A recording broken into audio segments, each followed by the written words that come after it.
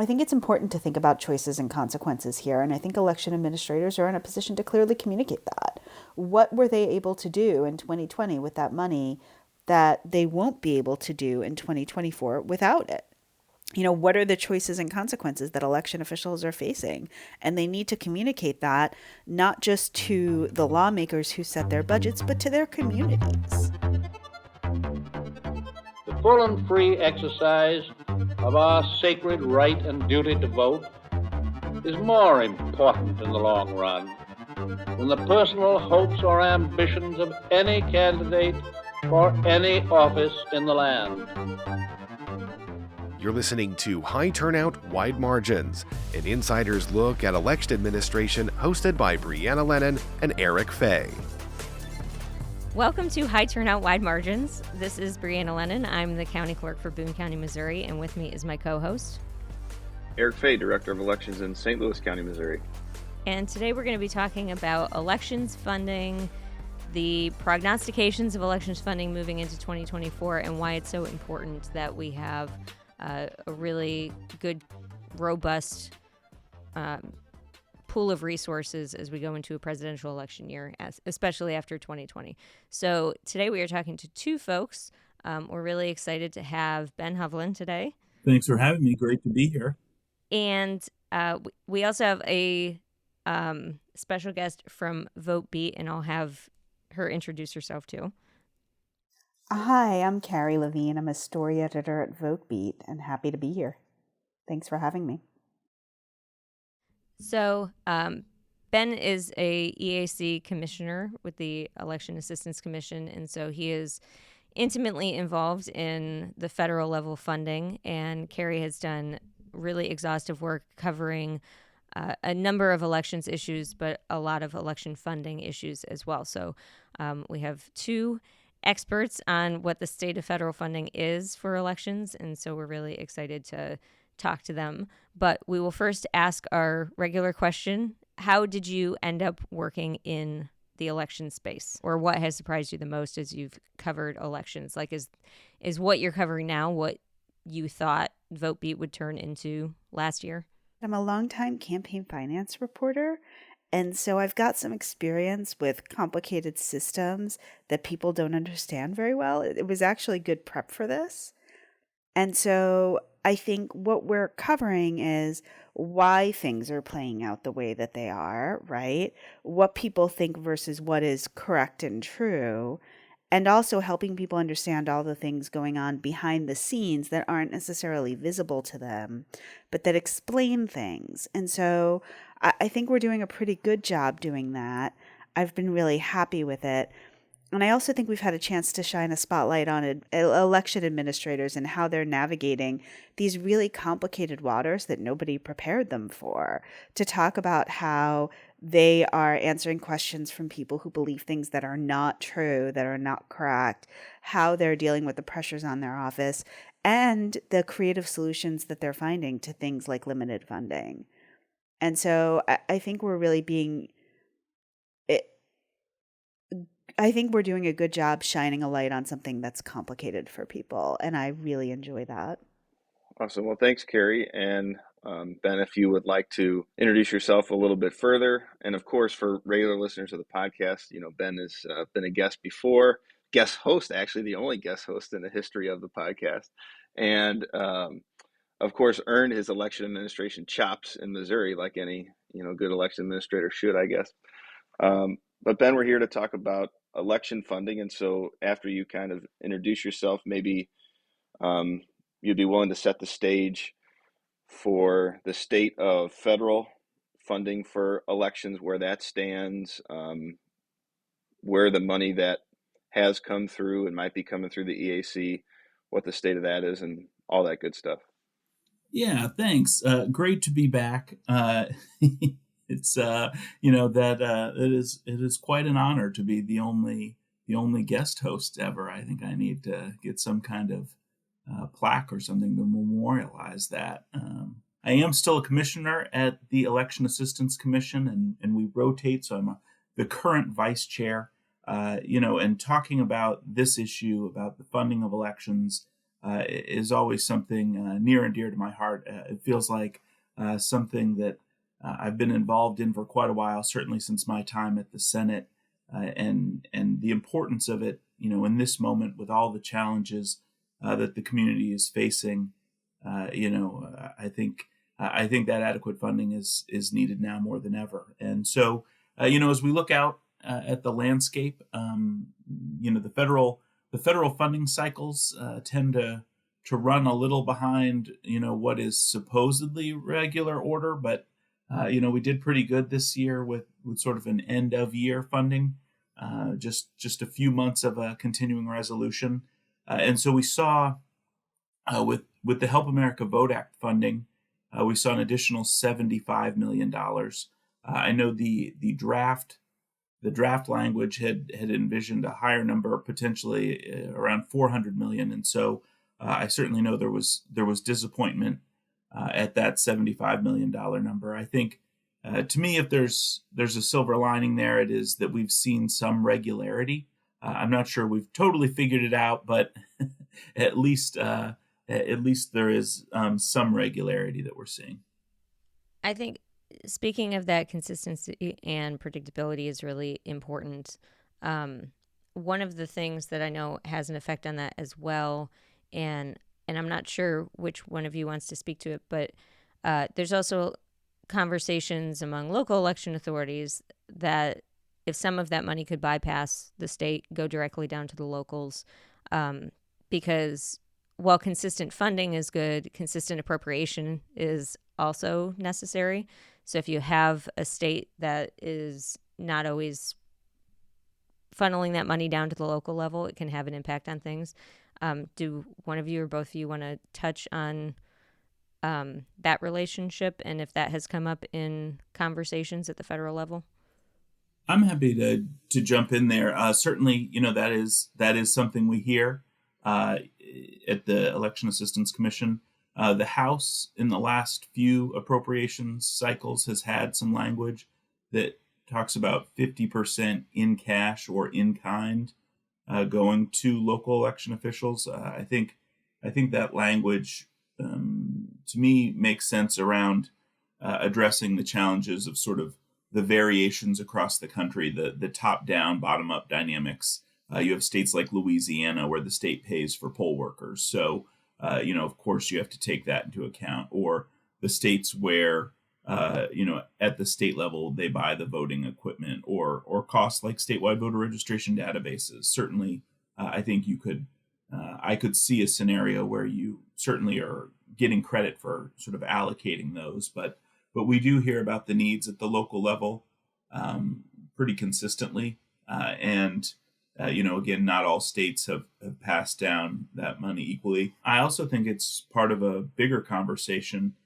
Really, to me, it's how are we funding elections at all levels of government? And again, this varies around the country, but there's a federal piece. I believe that to be the case. There's a federal portion of the ballot. We've been reminded that it's a national security issue in recent years. So many of the challenges coming from the national conversation. But clearly, it's also a state issue and a local issue. And again, depending on where you're at around the country, for the most part, that burden falls on local governments to pay.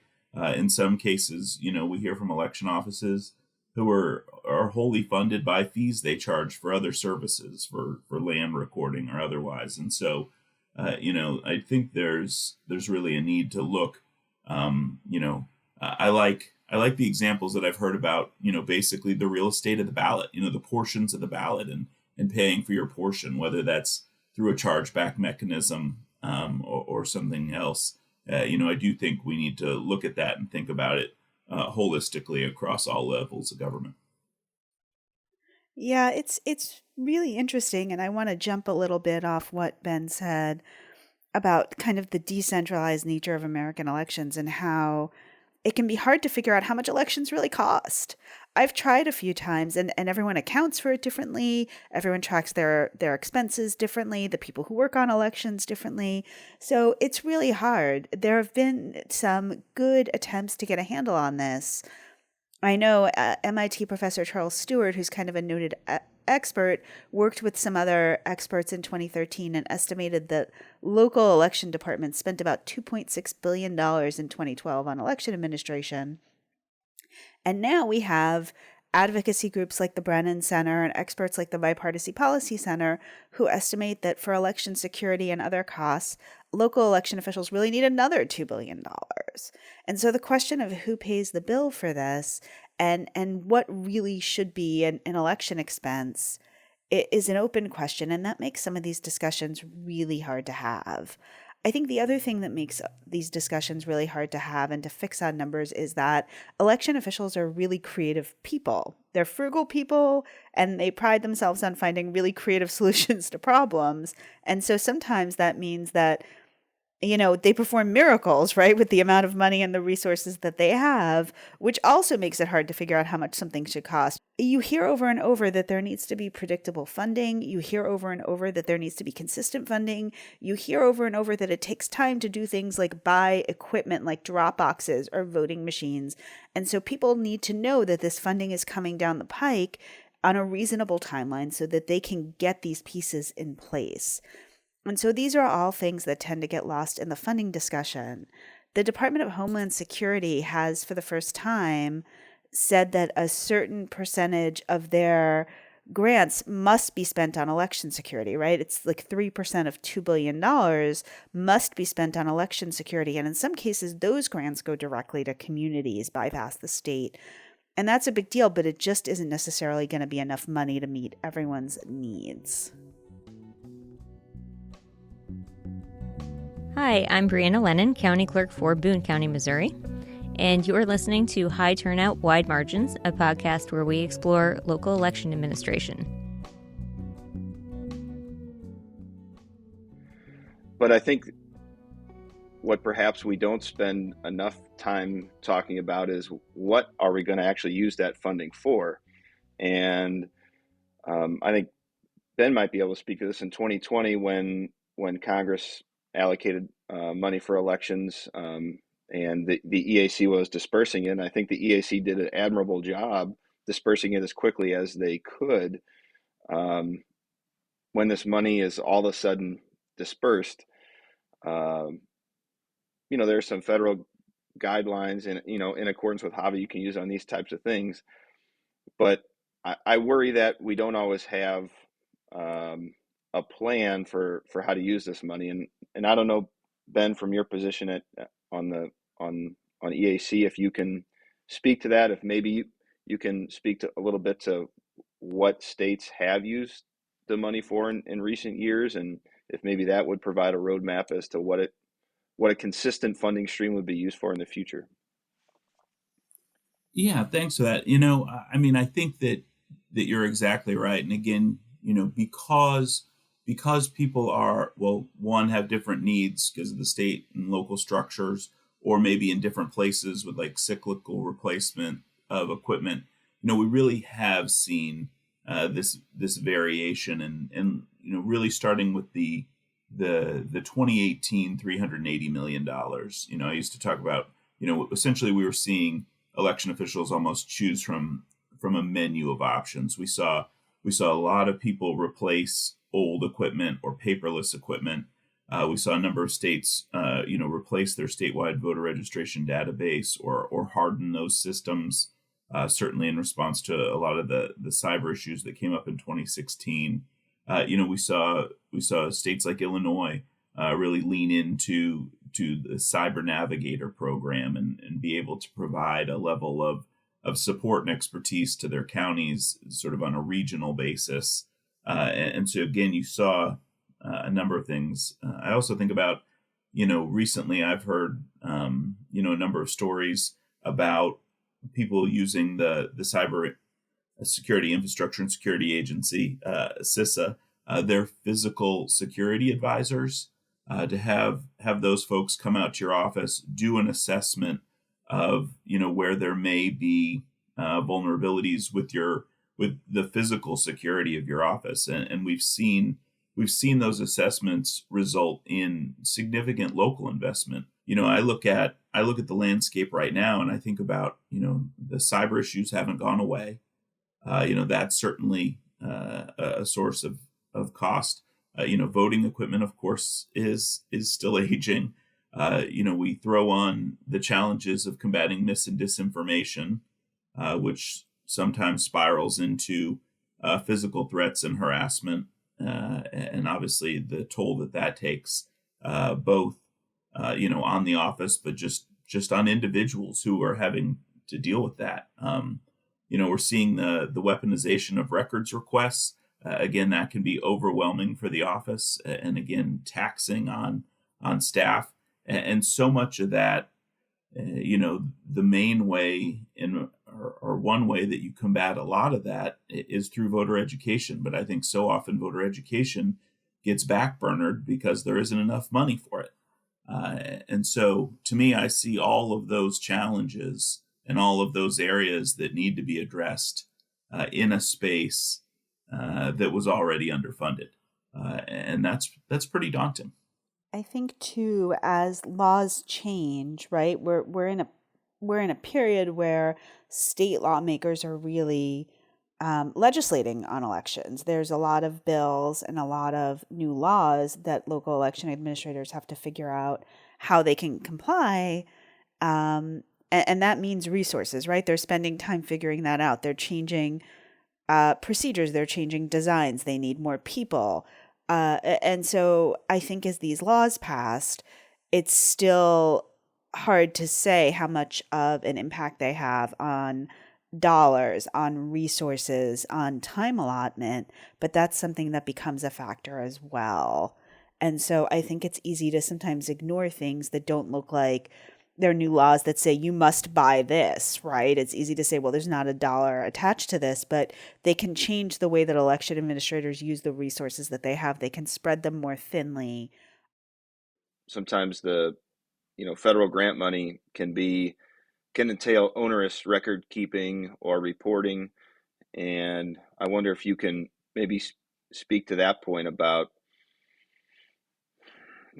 how you feel about that. I don't know if there's anything the EAC can do about that, but for some election administrators and I know I've spoke to some, especially folks from very small jurisdictions who say, you know what, that money be nice to have, but I don't have any staff to do the paperwork on it, kind of thing.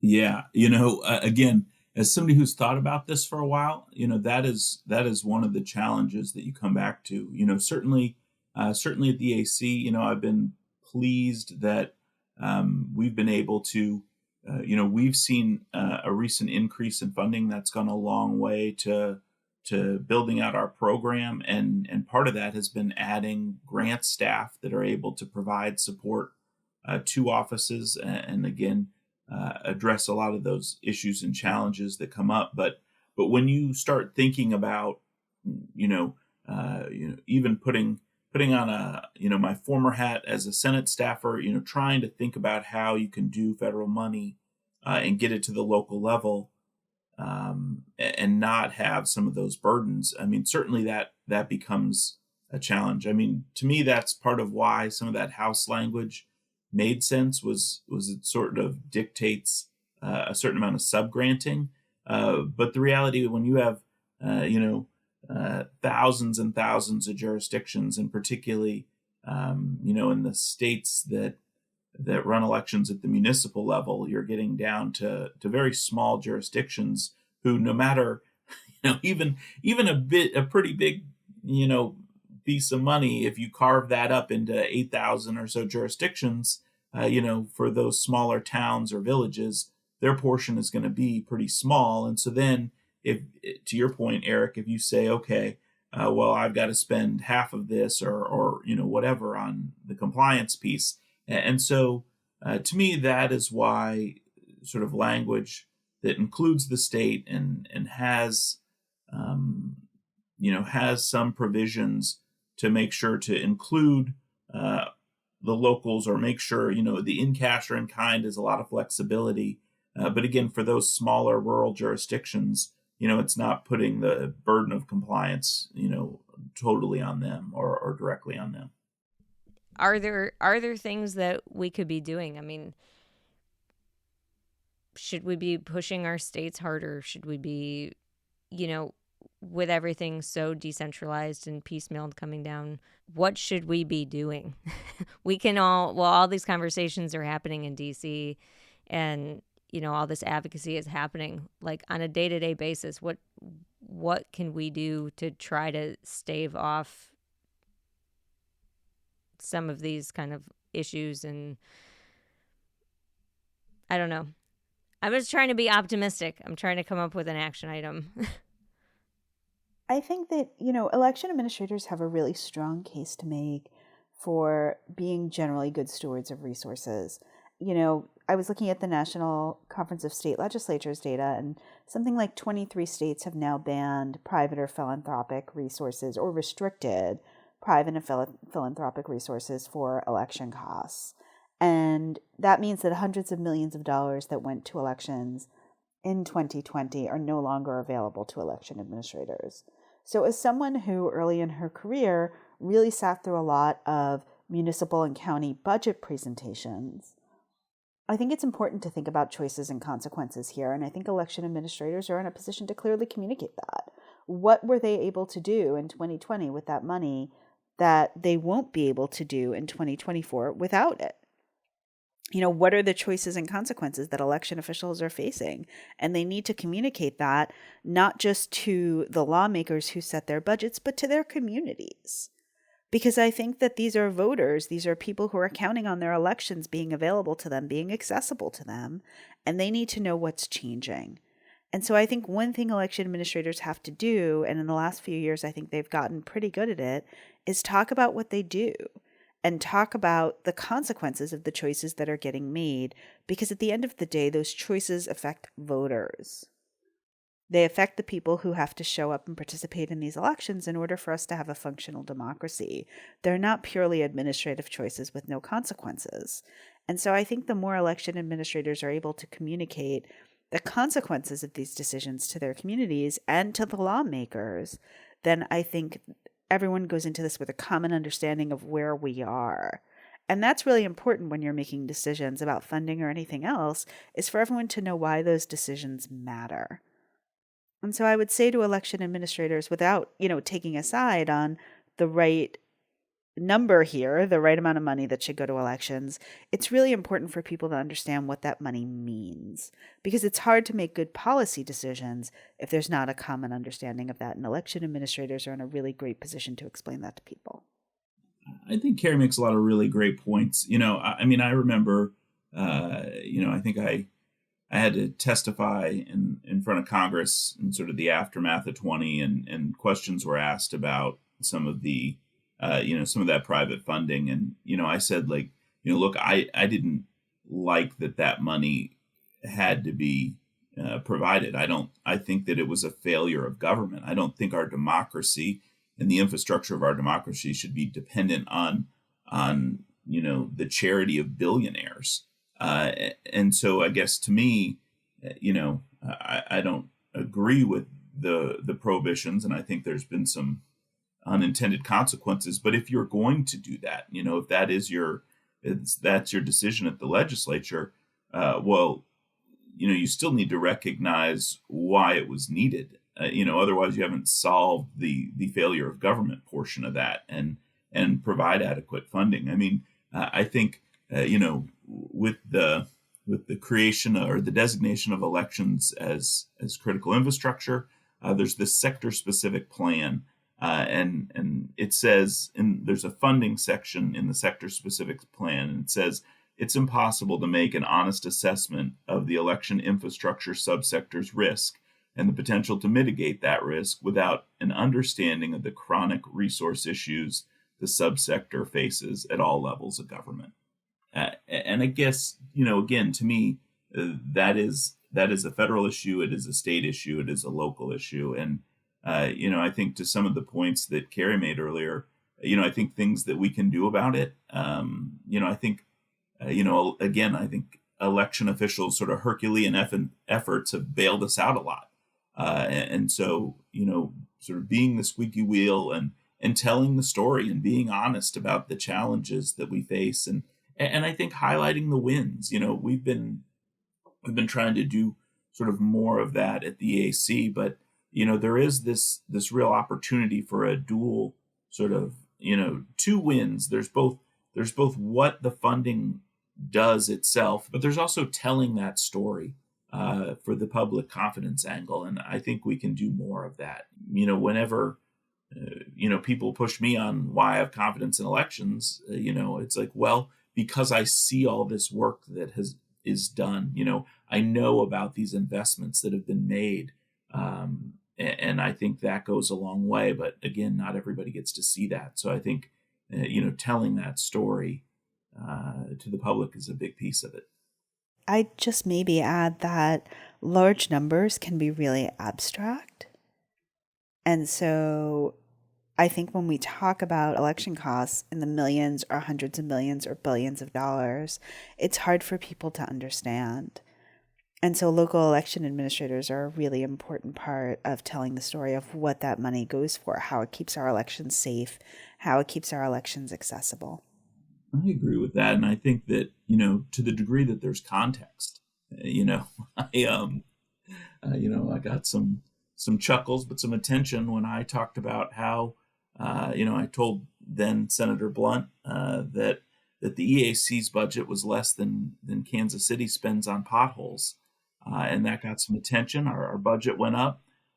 Kansas City also spent more on potholes. So I don't know if that was related, but it certainly kept that relevant. But again, I think sometimes with the scale and scope of some of these things, I think to Carrie's point, sometimes the context matters or comparison points matter to sort of make that relevant to people in their daily lives. You've been listening to High Turnout, Wide Margins, a podcast that explores local election administration. I'm your host, Eric Fay, alongside Brianna Lennon. A big thanks to KBIA for making this podcast possible. Our managing editor is Rebecca Smith, our managing producer is Aaron Hay, and our associate producers are Abigail Ruman and Katie Quinn. This has been High Turnout, Wide Margins, and thanks for listening.